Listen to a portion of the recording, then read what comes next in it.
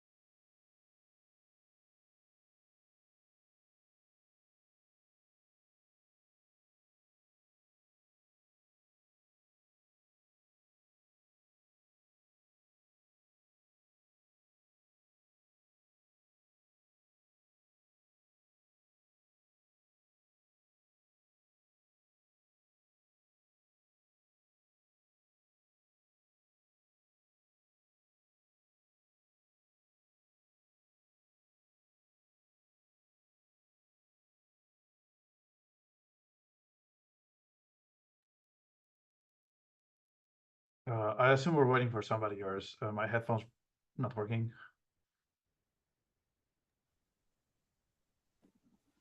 Can somebody talk? Sorry. Yeah, I think we're just kind of waiting Okay. for somebody to start the process. Okay, cool. For a second, I was like, maybe I just zoned out and it's been 5 minutes of talk and my headphones are off. Okay.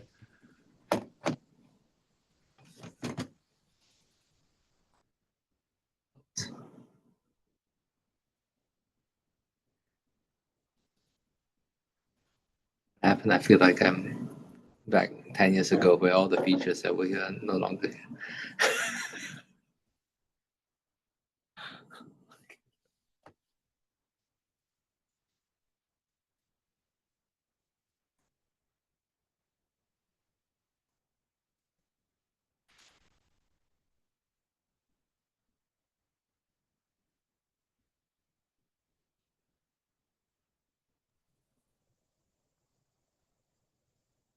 Well, I suppose I'll just get the ball rolling then. It's 7 minutes after. So, um, so for the sake of the recording and for anyone who's not in the room they think they should be, this is the weekly GUAC maintainers meeting. As a reminder, this is subject to the Linux Foundation and OpenSSF Code of Conduct and antitrust policies. Nobody's new here, so we'll skip that part.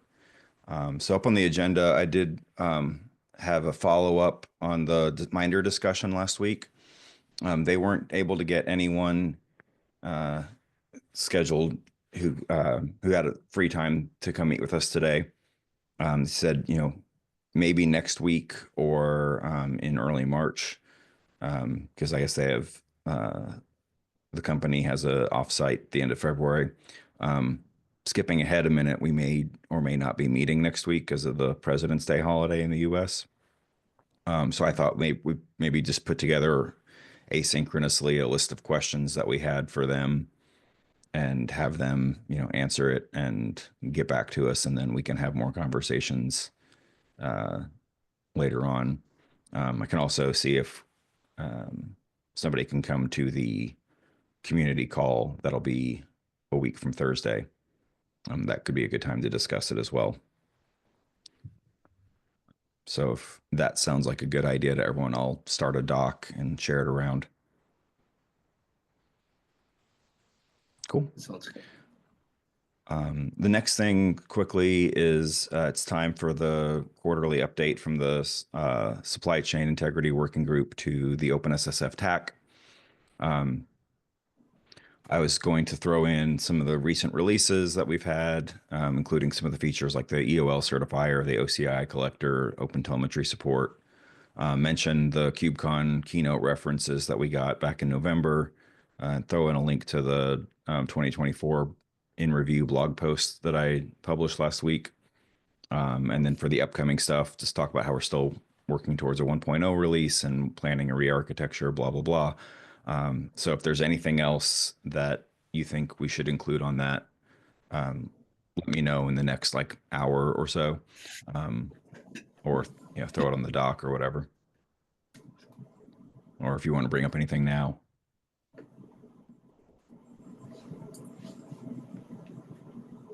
Nope. All right.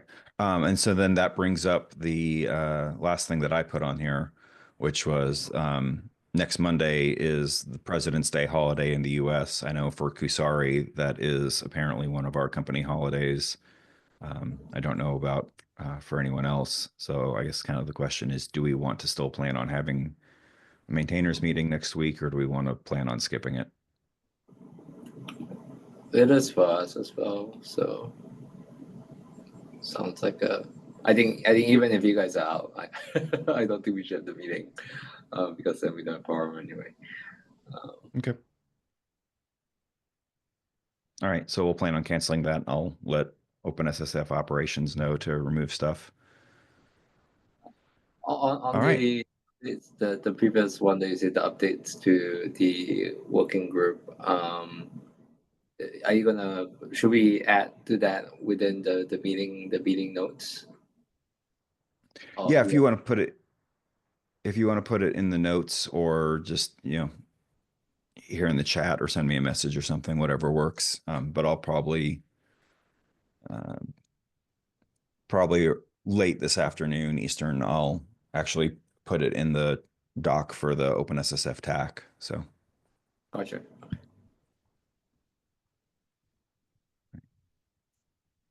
And that's all the housekeeping stuff I had. So I know, Jeff, you added something to the agenda. Oh yeah, I was in the working group leads meeting, and staff was kind of trying to send messages down to the groups, and they were just asking for submissions to the community day. They seemed kind of, well, it's early, I think. I was just looking at the CFP window. Maybe it's early, but so maybe they didn't seem desperate, just very encouraging to get submissions from working groups and projects. I don't know if anybody's made any plans to go or not go. I know I haven't, so, but I thought I'd just pass it along. Yeah, I'll probably submit a couple of things. For GUAC project or? Well, sorry, just generically. Yeah, it's So we're just- probably going to be, I'll probably be on a panel where I'll represent GUAC Yeah. again, but besides that, yeah. Okay. Yeah, so I was just saying if, we wanted to do something specific to GUAC or I don't know what their bar is, even if it's a status update or what's the latest news or that kind of stuff. Do you want to go for a third round of the AI submission?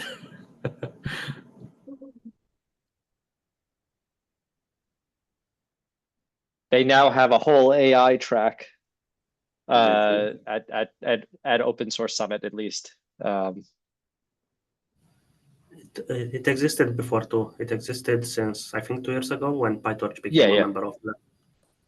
Yeah, the thing I'm actually commenting on is if you look at the Open Source Summit, they kind of remove security as a track.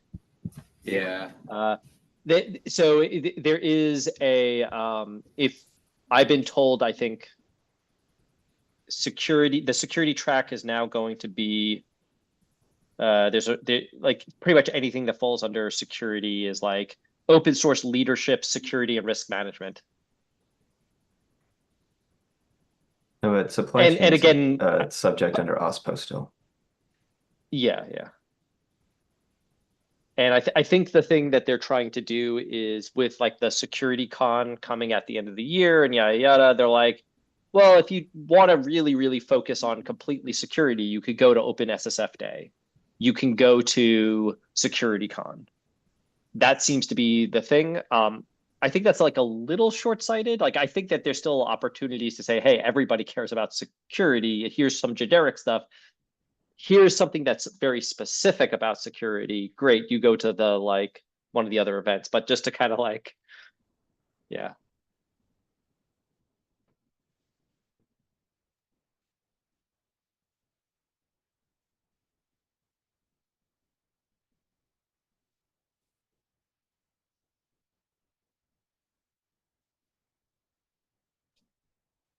What's the submission deadline for this? So for Open Source Summit, it's the 14th, I think.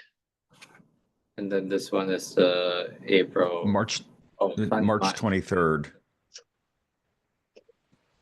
March 23rd is the close for the community day CFP with notifications going out April 1st. So. Yeah, and this weekend for the main one.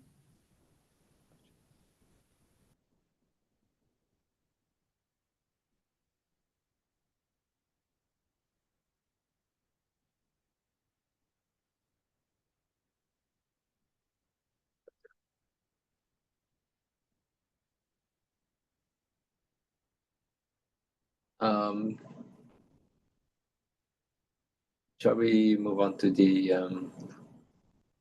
schema? Go back to the schema discussion. I'm up for it if people.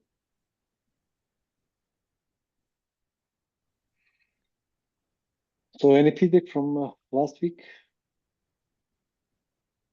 Sorry? Any feedback from the last week that we can start with, or?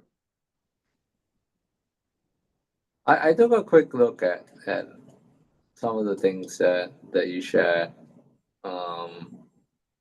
I think I was kind of curious at like the at least the relationships, because they had like variant of and all those things, and I think I wanted to maybe understand a little bit better how the information you're getting those things from, and also to see like how I think there is that's kind of like you created these like relationships that are based on like generic things also, right? And I'm kind of curious, like, what's the mapping from the information within the SBOM to like what the variants are and things like that. Only SBOM relationships or relationships between advisories and SBOMs? So at least the one that you shared, right? I think wait, let me pull it up, maybe. And I'm also happy because especially since Santiago is here to talk about like the CPE matching, the CPE matching stuff. Yeah, I can't share my screen because this is Zoom.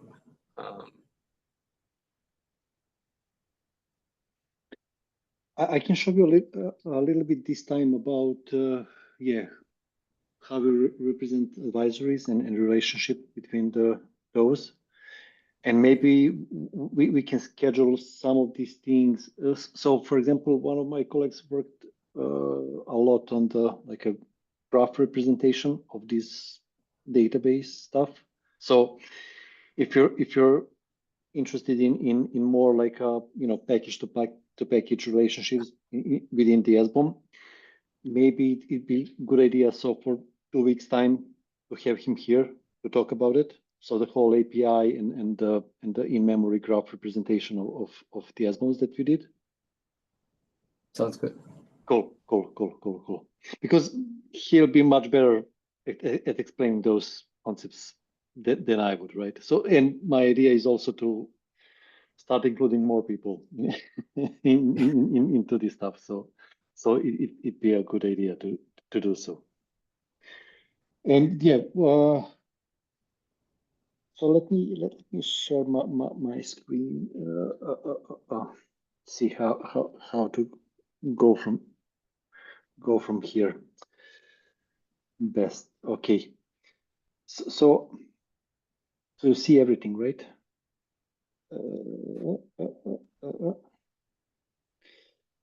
So see if I can do it better, because I have multiple screens that I want to show. And so I would like to, I prepared a small demo with just a single OSV advisory and one SBOM, and thought like with this very small data set, just to show how it's parts, what's stored in the database, and then how it all hangs together, if that makes sense, right? So I'll go step by step. Anytime I start being too confusing, just let me know, right? So what we already discussed. So we don't use OSV as a service. We use it. We use OSV data sources, right? So the format of the JSON is similar, but the data are quite different, right? So what OSV as a service is doing is similar thing, like they're going to a lot of sources. They are fixing some of the data in the process and re-releasing those. But so this is one of the GitHub security advisories. So for one of the CVEs, and basically it goes in a simple form, like a status, and then trying to describe the package that this status is affected, right? So the package can be basically transformed to some kind of the Perl, right? So we have an ecosystem and we have a name and namespace kind of thing. And every of these statuses is basically is covering a version range, right? So the type of the version range is also what kind of like a version schema is being used. There's a lot of mapping there. We can go deeper into that, but it's also it also tries to define two important things, like when the vulnerability was introduced and when it's fixed, right? So this kind of thing is something that we are trying to. So let me now share the database. We are trying to present in the database. So anybody can see this? Could you zoom in on the left-hand side? Like it's the whole terminal, so it's very hard to read. This that's one? good. That's a Better? little better. Yeah. Yeah, it's better. Okay. Yeah. So these are all the relationships, right? And the last time we talked about SBOMs, and SBOMs having the pearls basically structured in three different tables. So base pearl, version pearl, and the qualified pearl, which I can find at the moment, right? And those being connected to the SBOM packages so version pearl is basically where the information about specific version of those pearl is being held. But for advisories, yeah, as I said, like it's all about version range, right? So version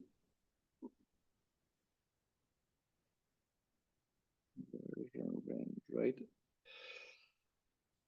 So this is basically the schema. So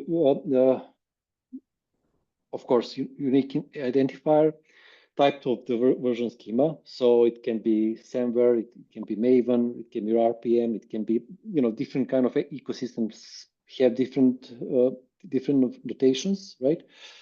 And then low and high versions in terms of being able to be unbounded or bounded with inclusive or exclusive version. Does this make sense? Are is the versions always in December format, or like when you had the example where they had like RC0, so okay. No. So it should be able to parse properly the goal length stuff, the RPM stuff. So each of these ecosystems, and each of these ecosystems, we talked a little bit about.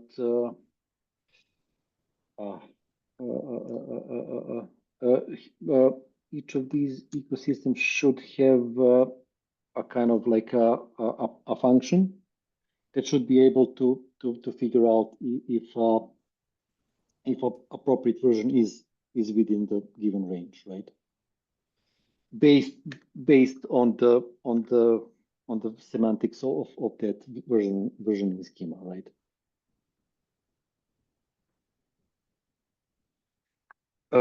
So now we have also, as I told you before, we divided basically the entities of vulnerability and advisory for this vulnerability, because as we talked previously, like vulnerability is like basically an ID, and some of the basic data, which unfortunately I don't have imported here, which will come from the CVE list project, right? So published and things like that, and it will go also a little bit into this table, but then you can have a multiple advisories for the same vulnerability. Like here we have a GHSA advisory, right? We can have like a basic CV record as like a low level advisory. Then we can have a Google advisory or Red Hat advisory or what everybody else thinks about this this CV, right? And then now we can link all these things to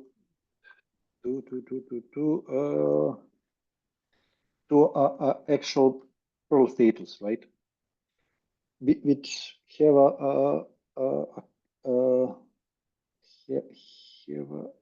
let's see, which have a structure like this. So we are saying basically for this vulnerability ID, right? This advisory is I'll dig deeper into all of this, but basically, it's a very similar what the original advisory is saying. Like this advisory describes this vulnerability and saying for these base pearls within this version range, this is the status, right? I'll try to find a little bit better query for this, just so you can see. This is something the base pose without the version, right? Yeah.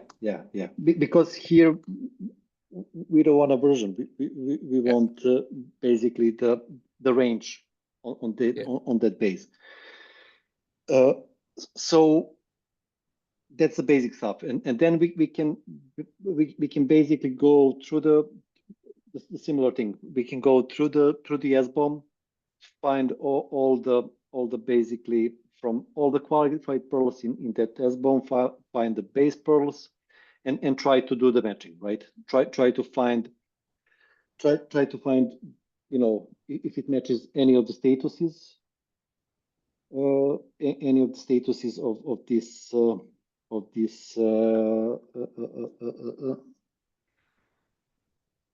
of this base pearl.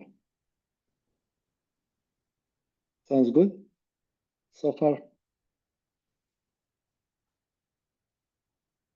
Just to confirm, this would handle the case of, for example, a vulnerability having two version ranges, right? On like two release channels, you would generate two ranges on your database. What happens if the version ranges are not closed? If you have two version ranges that are open? Yeah, it should match both of them. Okay. Yeah. Okay. I mean, that was one case that we were like a little bit trying to make it not only work but also like efficiently. I think I remember seeing a bunch of CVEs in, say, Go standard libraries that are a little bit like that. That they maintain a bunch of release channels, and they effectively have like patch versions that they update, which means that you would have to do like an update on all the ranges, right? Once a vulnerability is updated or cascaded. Yeah. Okay. What I don't have here is basically, so all that magic is done in the, let me see if I can show that somehow in a nice way. All that magic lies in the Postgres functions that we did for version matching for these different ecosystems. And so I thought this query should have it, but no, it's somewhere else. I took this as a basic example, but you can basically see if I can find something. No. Basically, if you go to the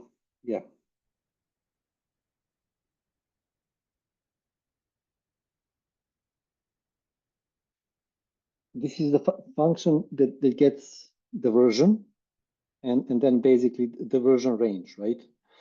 And should be able to figure out, you know, if this version belongs to the range, and the range can be unbounded from the both sides and basically excluded or included from the both sides, right? Right. Yeah. I just wanted to confirm that then what's happening is that if you take multiple version ranges, you're just chunking them as separate objects altogether, right? Yeah. If they're unbounded, then yeah, okay. I think I could kind of see it. For a bounded, it doesn't matter because it should match any, like if you have a GUAC statement that's saying that this package is affected unboundedly in this kind of, yeah, so then it will match all the SBOMs that actually have any version of this.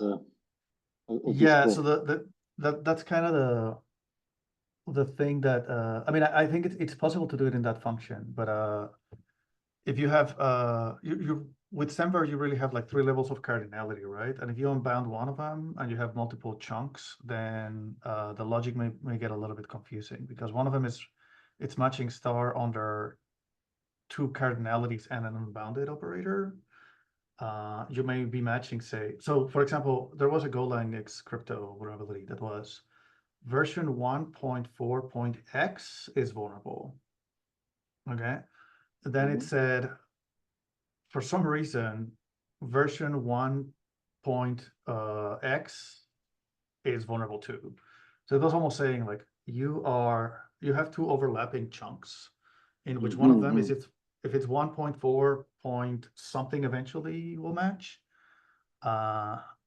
then you're okay. If you're any other 1 point something, then not really. Does this kind of make sense? Yeah. I know what you mean. Which it was, for me, that was the example that I was running with on like how to work with cardinality, which I think that this function should kind of work. I just wanted to pick your brain on that. I unfortunately have to drop. I have another meeting that I need to join, but yeah, I'd be curious to look more into this. It's very cool to see somebody approaching the same problem we have with a completely different like blank slate. It's always very cool. Yeah. How do you want to continue this? Yeah, maybe next time we can dig deeper into it as well, because yeah, I don't want to hold you on much more, right? Yeah, I can also watch the recording and get myself up to speed with the rest of the meeting. I don't want to block on this. Cool. Have a good day, everybody. Cheers. Let me go back to sharing. If there's no any apparently more questions. So the idea here is, and I'm personally, completely aware that our matching logic is not perfect here still. So for example, all these edge cases will be still need to be worked out. But the whole idea is that in here we are trying to basically record in a database information as close as possible that is in the original document, right? So there's no anything crazy going on here. So each GUAC statement, we will try to get the version range, the base Perl that it's affecting, and things like that. And then, as we were talking, like there could be a multiple, as Santiago said, like there could be multiple advisory statements that would say different thing for this different base Perl and different and this kind of vulnerability, right? So, and that's all on the querying side then, right? How to figure out how to get all this information out of it. It's still a work in progress, but we think it's a better approach than to try to do any data wrapping and try to figure things out on the ingestion side for a couple of reasons. Yeah, I'm kind of curious, like what have you experimented with, like how big was the vulnerability database, and if you had something like let's say OpenSSL that has like quite a number of CVEs, like how long does the query take?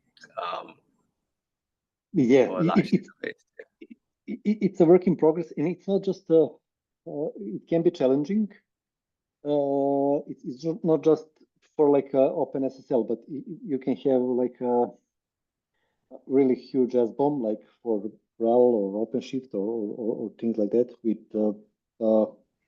basically tens of thousands of Perl in it. So then trying to find all the vulnerabilities for all those Perls, it can be tricky, right? So far, things are working on a reasonable scale. We're still improving things, and we are still not. I mean, we are still on the basic database tricks, right? So just getting things with a lot of indexes, trying to optimize queries and things like that. And it's in a matter of seconds to figure these things out, right? You will see things about going through doing the grafting for only the SBOMs. That may be the next step. The step would be also to create some kind of the materialized views for these kind of expensive things, but we're not there yet, right? Yeah, I think one of the approach we kind of took with this, right? I like the matching logic you have. I think it makes sense. I think it also helps it be a lot more efficient.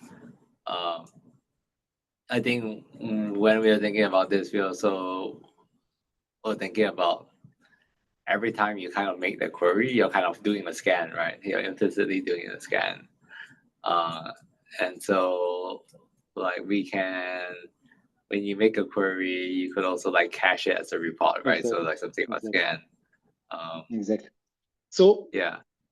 So yeah, we're not there yet. I was told by James, who I will ask, and I think you met him in Brussels. Yeah. So first of all these kind of basic caching and things like that should be done by database if it's correctly set up. So we're trying to push database to do as much work as possible. So not to do scanning, to do caching and indexing and all that kind of things, so that we don't have to do that in the application logic. But at some point we will start to do that as well when it makes sense, right? That's the basic idea. So yeah, sorry. I also no. I don't know where you wanted to go next, but I was curious about the CPE matching. Yeah. So I don't have it here. So you can see this context CP ID kind of stuff, but I think for this example, it's completely empty. Oh, okay. Give me just a sec.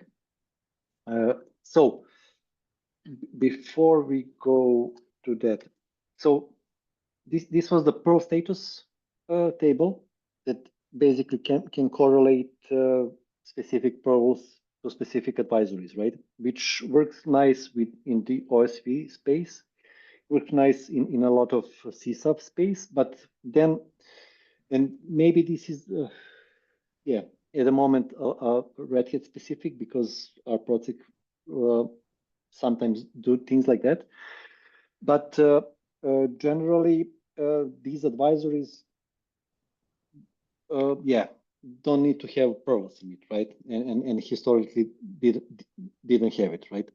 So that's why we introduced this product status table, which is pretty much similar, but instead of the base Perl, it contains like a text field name package. And let me try to see if I can quickly ingest another. Just a quick moment. Cool. I think this should get us going. So it's a very similar table, right? Saying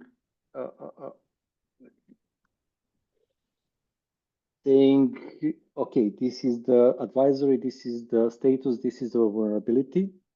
But instead of saying this Perl, basically a lot of times the advisory just have a component name. Basically, what I'm told, so I'm also new to this space, this is what we know at the moment, right? So they will say, like, this advisory is saying that there's something called Quarkus Vertex HTTP that we think is affected at the moment or under investigation, right? And then the query that I showed you before is a little bit different, but it's the same principle. Like try to find in these SBOMs, and that's where we'll come to the CP matching. Try to find in these SBOMs like all roles that has name and namespace in some of these formats, right? And this is again at the moment very crude logic, but it can be approved. But the idea is the same. Like let's record in the database what this advisory is saying, even if it's vague, right? And then we will figure out how to query this data. So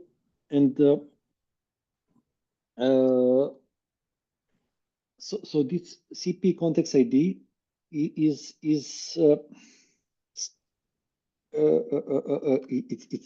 you could see that when we imported things from the OSV, we didn't have that because the advisory didn't have any CP, right?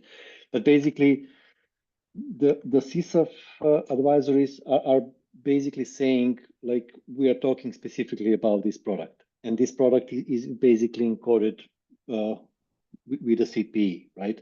So it will say things like for example, OpenSSL is this is talking about OpenSSL in RHEL 7 stream of Red Hat products, right? And then that will help us to narrow down the SBOMs that we are searching based on this, because the SBOM also can have like a CP identifier saying this SBOM describes this product. Does that make sense? I'm on the spot here, so this is the first time I'm trying to like verbalize these concepts. So if I'm confusing, please stop me at any time. So from what I understand, you're matching only the name, the product name field of the CPE.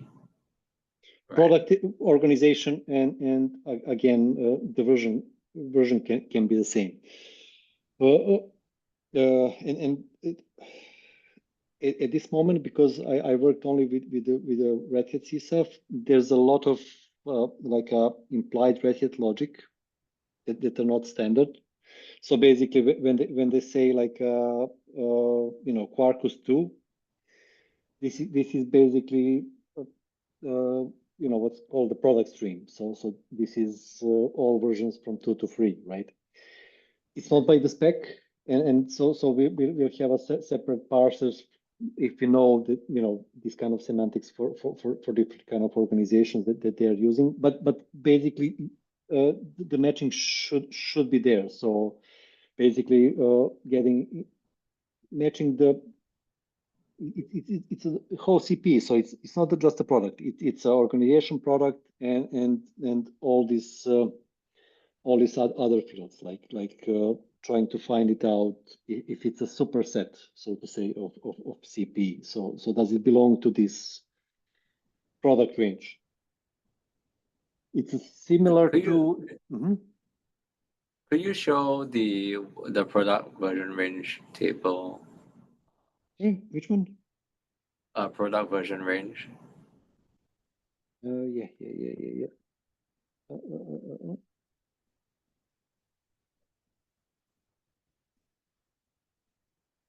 it's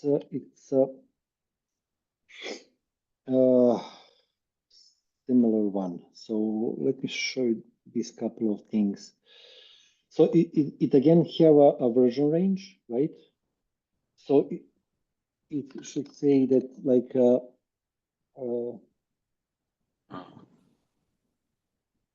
and as I'm saying, like this is all again work in progress.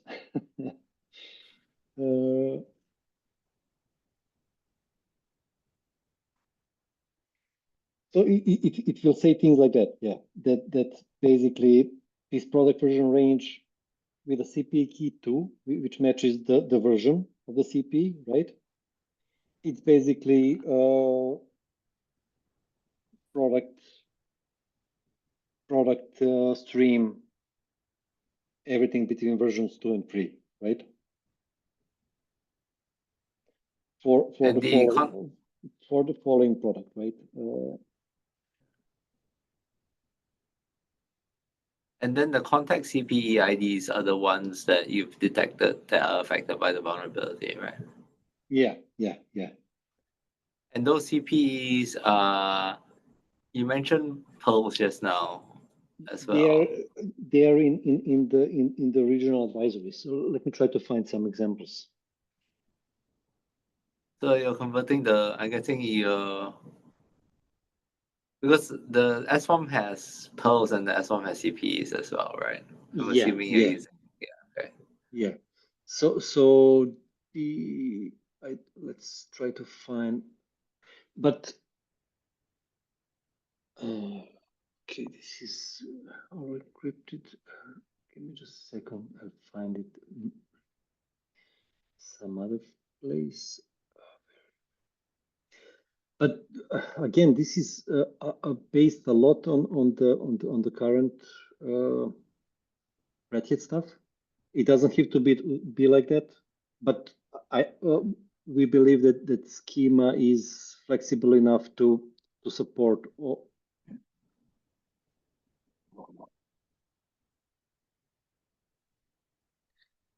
So this is one of the SPDX SBOMs, and basically the packages within the SBOM will be described by the Perl, right? Yeah. But the CP will be used for defining the main product, the root package, so to say, in the GUAC terminology. Does that make sense? So this package is the one that is described in the Yeah. And yeah, so it will have this basically CP, right? Which will be recorded, and then the CSAT document will do something similar. So it will define these things. And I had a hard time to deal with this, and I think these data should be much better than they are. But we are where we are, and we will support this as well. Even if I think this is like I think are the edge cases, right? And so basically, here we're talking about these things. Like here's the CP. So this is basically Red Hat build of Quarkus version 2, basically. And then if we find this somewhere else.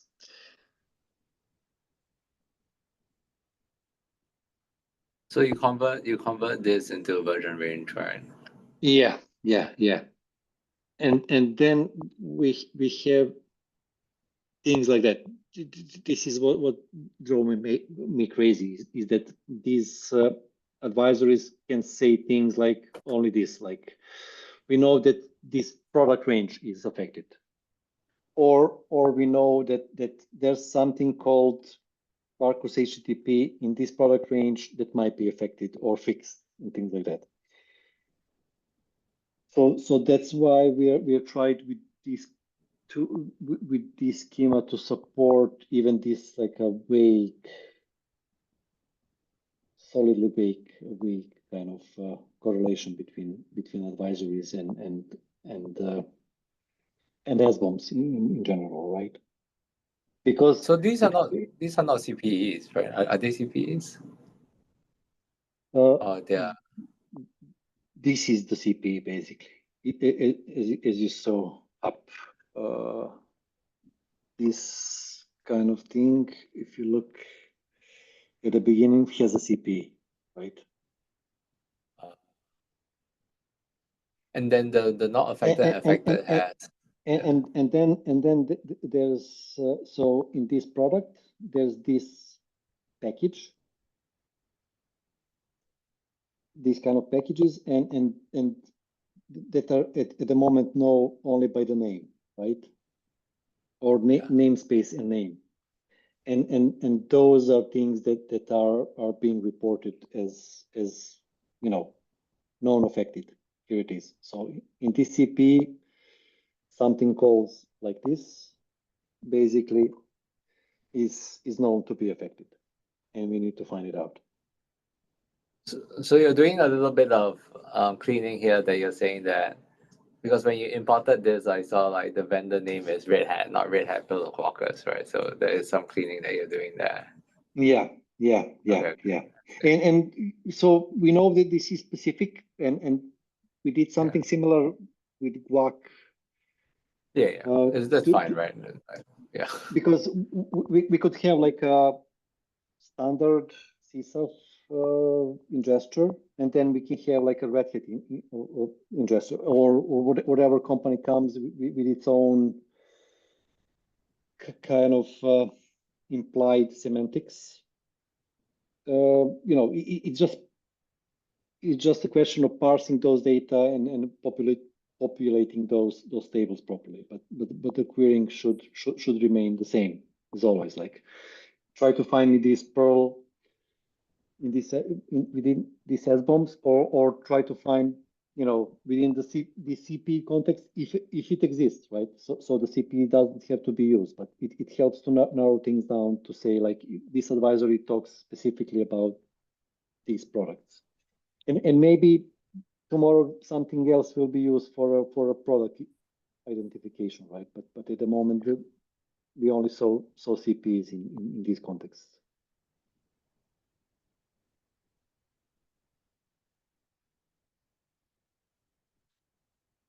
I killed the mood for everybody again.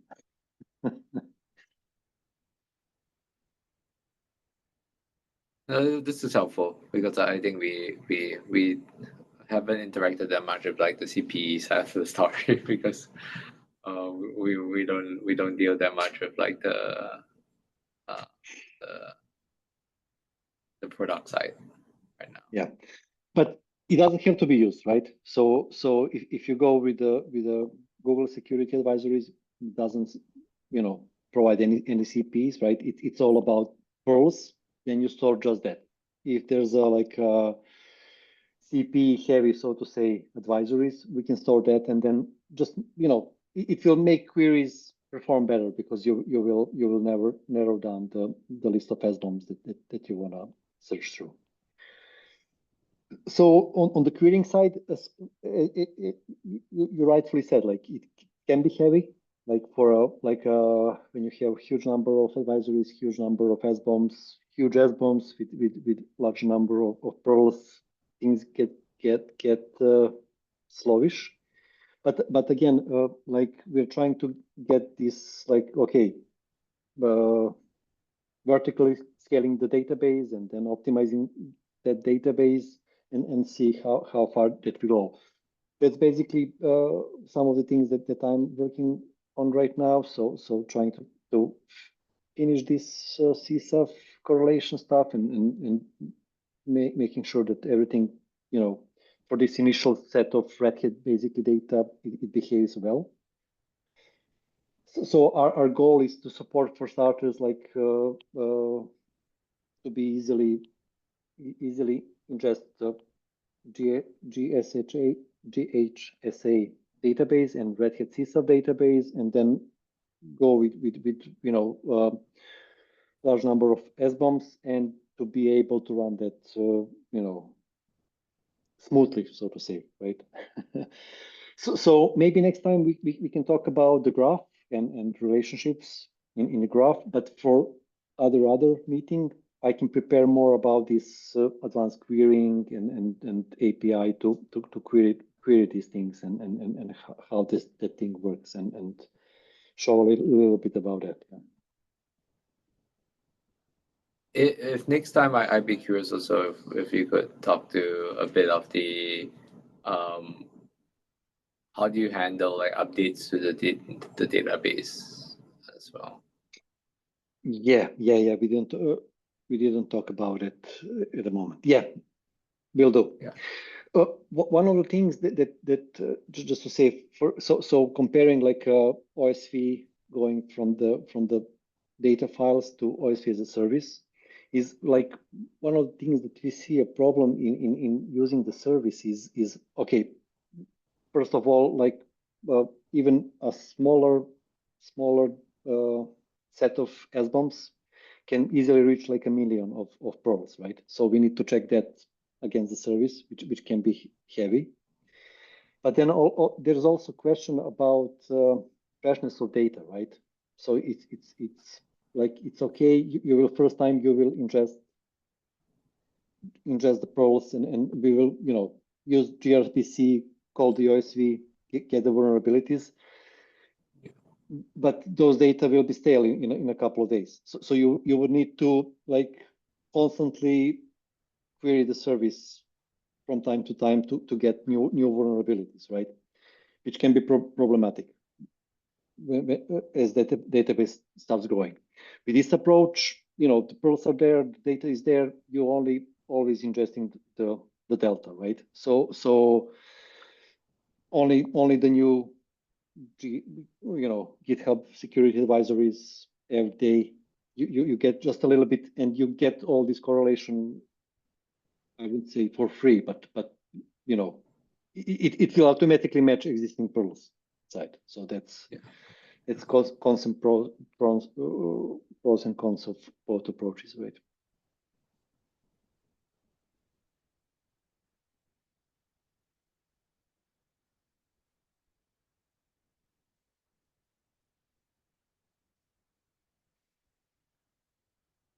Cool.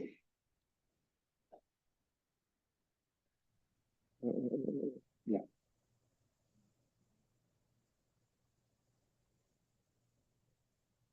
All right. Anything else quickly before we close out? It's seconds left in the hour, so.